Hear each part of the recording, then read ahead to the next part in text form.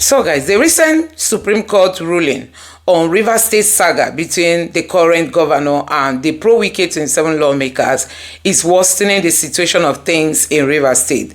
Recently, the governor has extended an olive branch to the Wike loyalists, but guess what? They've refused because the governor asked them to come for a meeting, a talk, so that peace will reign in Rivers State. But guess what? They objected to that.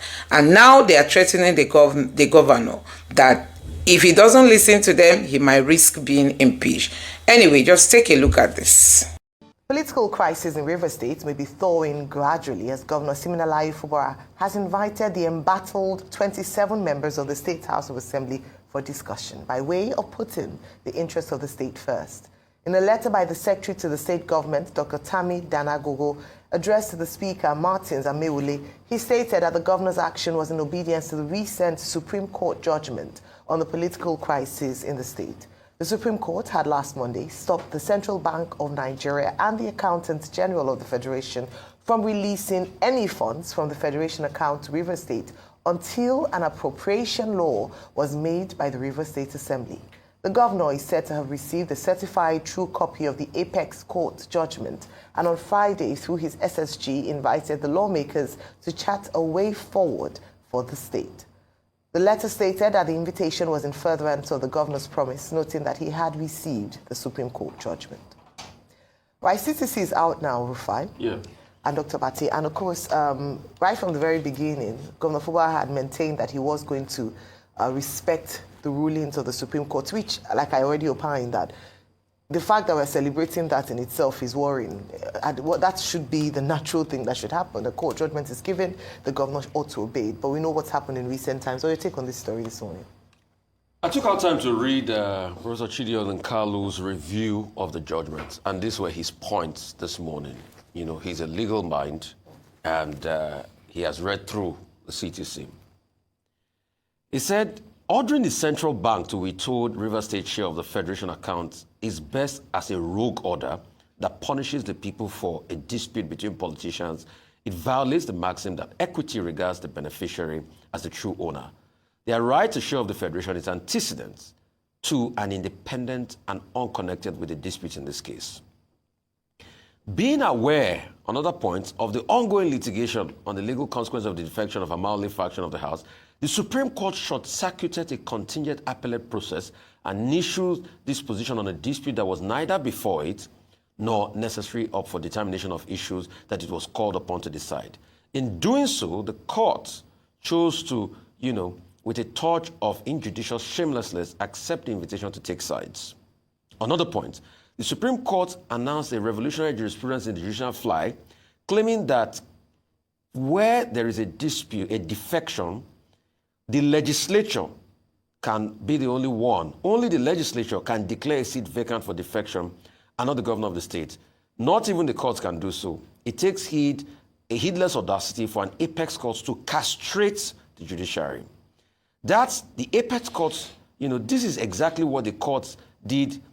What this court did is in line with, that's what the court did. The line is, that's exactly what the court did with this line in italics. When the Supreme Court laid out the contrary principle in 2015, it was by a panel of 7 justices. So I think this really aggregates the concerns a lot of people have had about this judgment. With this letter, some clarity I would just want to seek. Is it that the case at the Federal High Court for the determination of what will constitute defection will be pushed down? Is it that the lawmakers, all of a sudden, that at first threatened impeachment, will shake their sword? Will Fubara be able to buy them to his side? Do you think these lawmakers, all of a sudden, will stop being loyal to Governor Wike that had gone with them on this journey and all of a sudden be loyal to Fubara in the interest of Rivers people? The Yorubas will say, Agbedo. I doubt that will happen. So as long as all of these issues are still there, it's still going to be a cat and mouse race.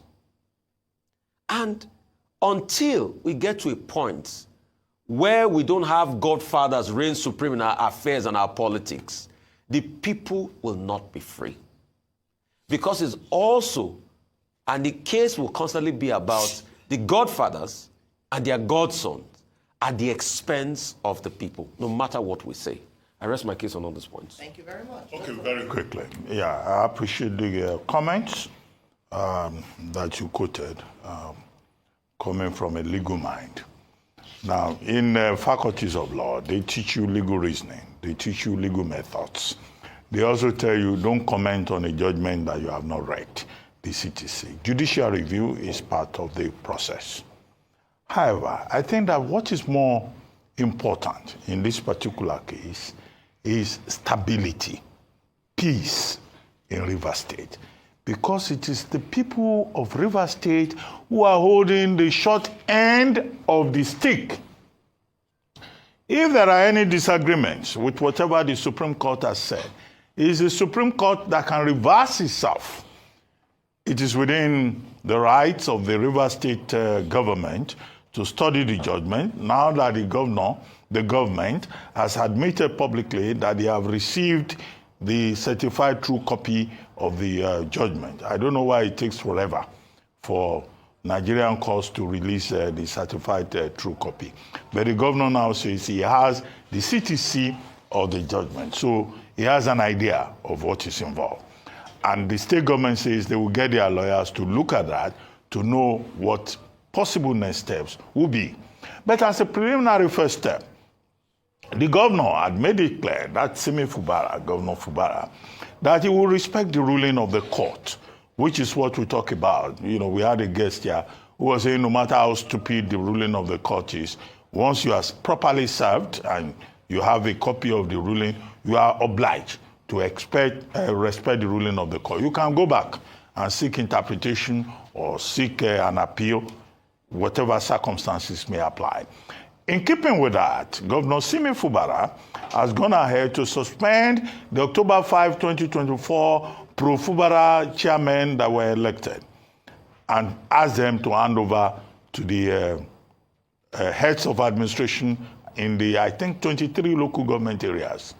Number two, he has also now reached out to members of the House of Assembly to say where the Martin Amewule 27-member pro-Wike group that he would like to meet with them 10 a.m. this morning.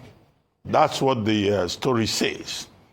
Number three, he has also said, look, all of this should be in the interest of the state. However, I've read a report in which the lawmakers are saying that the governor has no right to summon them, that they gave him 48 hours ultimatum within which he should represent the budget of the House of the State of Rivers. The same budget that he had presented previously to Honorable Okojumbo, a four-man assembly, the 2024 budget and 2025 budget. Now that 48 hours ultimatum expired. Now some members of the House of Assembly in Rivers are saying that the only business that they have this morning is not for them to be summoned by the governor. It is for the chairman of the Rivers State Independent Electoral Commission, RCEC, to come before them and come and discuss with them when the next local government elections would be held. Three, some sources from the Rivers State House of Assembly are saying that they consider it infradignitatem, that the governor will want to invite them, and it will be Dr. Tami Danagogo, the secretary to the state government, that will be the one signing a letter to them, that even the governor has no respect for them, he should have been the one to invite them. However, in all of this, what it shows is that there is still a lot of unease in Rivers State. Our own intervention is to appeal to the various gladiators that, well, the governor seems to be eating the humble pie and is reaching out to the other gladiators in the fight and he said, well, the court has ruled. Can we meet, discuss, and move forward in the interest of the state? I think that everyone that is has a dog in this fight, or that is a dog in this fight, should realize that the more important people are the people of Rivers, who will not be well served if they don't get federal allocations, who will not be well served if there is crisis at the local government level. Finally, is the issue about the Ijaw National Congress and the IYC. There's also, that's the Ijaw Youth Council. There's an issue there.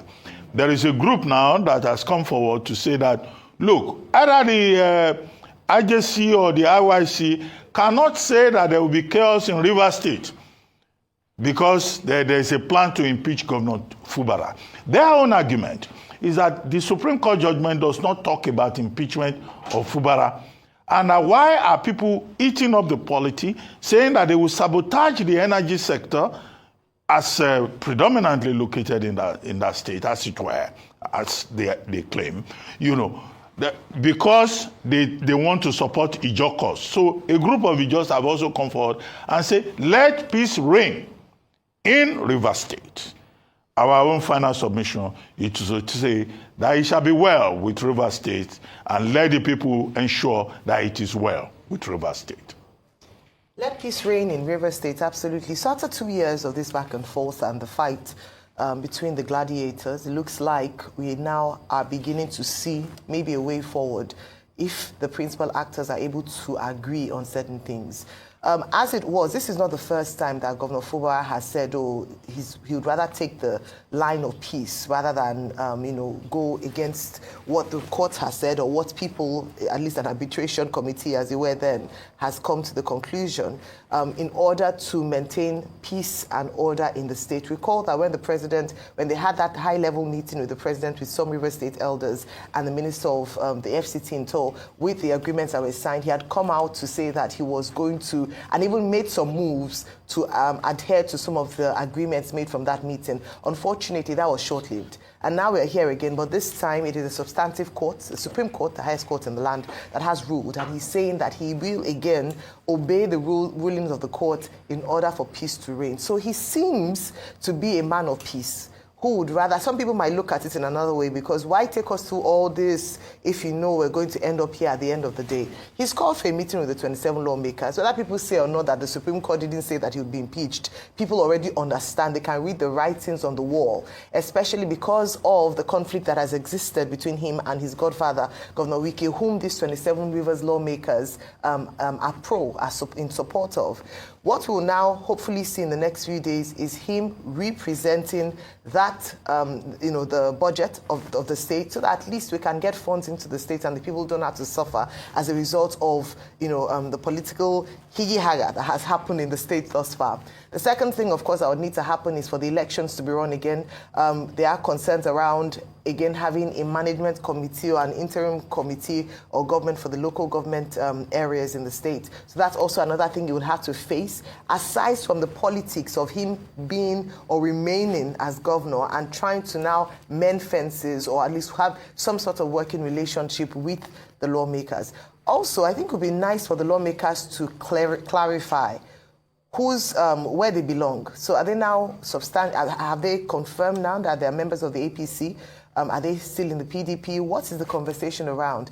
And then would this also be an opportunity, as we know that the APC is looking for more members to join, for them to entice or attract the governor to perhaps join the state? Recall that there was at a point the PDP had to come, the leaders of the PDP had to visit visit Governor Fubara in River State to try and maintain peace, because it seemed as if he might have been considering a shift. Would that still be on the tables? But beyond all the politicking around this, I think the most important thing, since he has now said he's going to obey, he had, like I mentioned, there shouldn't have been a choice in the matter anyway. But since he's now making efforts and making moves, not just paying lip service to it, is to see how the people can now begin to enjoy good governance after 2 years of his election into office, whereby he's not being distracted by fighting powers that be, whether in Abuja or anywhere else, and for him to actually face the matter of governance and attend to the needs of the people in the state. He said he's going to pay the backlogs of the salaries, allowances of the lawmakers. So in that way, trying to broker peace or at least extend an olive branch to them. Will they take the olive branch, or are they going for the jugular in this instance, and until they get to the end of this matter, will they give up? So at the end of the day, I think on both sides of the divide, each part has a role to play. Governor Fubara has extended that hand of peace. I hope that the other side will be willing to take it, and let's move forward with this rivers crisis and let the people of the state enjoy the dividends of democracy and good governance. So guys, you have seen it. This is the thing we keep talking about when it comes to the judiciary in Nigeria. The judiciary is meant, to make sure that the country is peaceful. The judiciary is not supposed to be the one igniting the flame. The ruling of the judiciary should also be consistent, because most times we've seen things that happen here when it happened elsewhere. It will look different. The ruling will be different. And one keeps wondering, is it because of the people involved in this case? How come everything has been turned upside down? It's really so sad. The ruling that came from the Supreme Court is still causing a whole lot of turmoil, in Rivers State. And the state governor is tied hands and feet, because you can imagine withdrawing funds until he will represent that budget. A lot of pressure. The Rivers people are with Fubara. But guess what? The ruling that came from the Supreme Court is making things very difficult for Fubara.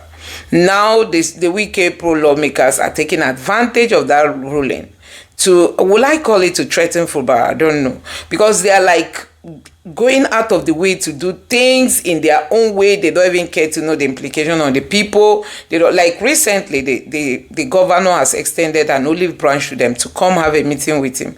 But they refused. They said they are not going. You can imagine. Come, let's talk so that there will be peace in the state. Because guess who suffers the most? The people. The people will be the ones to suffer the most. So it's really so sad that we are in this kind of situation, that the ruling of the court is what is splitting Rivers State and setting it ablaze instead of being the one to quench the flame. Anyway, let's see how all this is going to play out. But it's really so pathetic seeing all these things happening in Rivers State. Let me know your thought about this in the comment section below. Please don't forget to subscribe to the channel, turn on the notification bell. Please give this video a like so that YouTube can recommend it to others, and drop your thoughts in the comment section below. Thank you.